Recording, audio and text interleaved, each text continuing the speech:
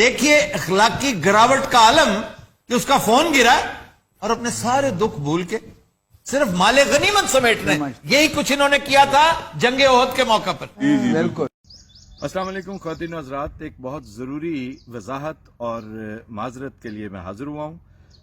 میری خواہش تو یہ ہے کہ پہلے میں وضاحت کروں، لیکن میں معذرت سے آغاز کروں گا، انکنڈیشنل، غیر مشروط معافی اور معذرت سے، کہ گزشتہ شب خبردار کی ایپیسوڈ میں ہم سے ایک حماقت سرزد ہوئی۔ یہ مثال یہاں پر جس طرح اپیئر ہوئی ہے ویسے بنتی نہیں تھی، جنگ احد کا حوالہ دے کر میں نے جو بات کہہ دی میں اس پہ معذرت خواہ ہوں، اور خدا نخواستہ اس سے دور دور تک کوئی تصور بھی نہیں کیا جا سکتا کہ صحابہ کی شان میں گستاخی کی جائے یا کچھ ایسی کچھ تنزیہ کو بات کی جائے، ناٹ ایٹ آل۔ اب اس کو سپلیمنٹ کرے گی میری وضاحت کیا ہے کہ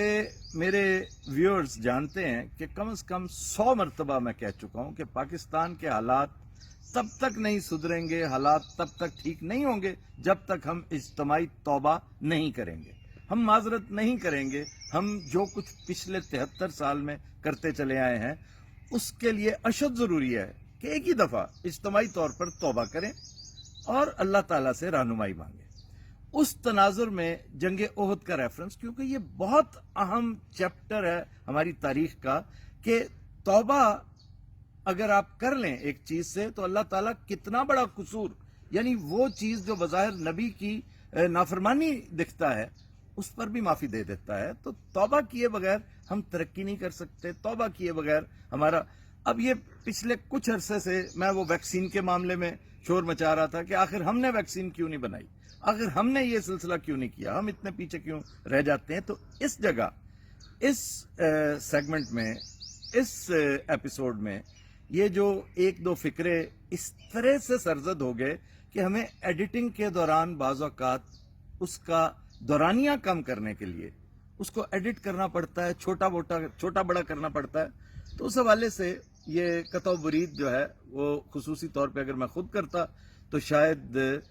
وہ سچویشن میں زیادہ کلیئر کر سکتا، تو وہ نہیں کر سکے، میں اس کے لیے معذرت خواہ ہوں، تہہ دل سے اس پہ اظہار افسوس بھی کر رہا ہوں اور اظہار شرمندگی بھی۔ جن لوگوں کی میں نے فیلنگز ہرٹ کی ہیں اور سچ پوچھی ہے تو میں نے اسے دوبارہ دیکھا ہے تو میں نے بھی محسوس کیا ہے کہ اس کے اندر بیڈ ٹیسٹ موجود ہے۔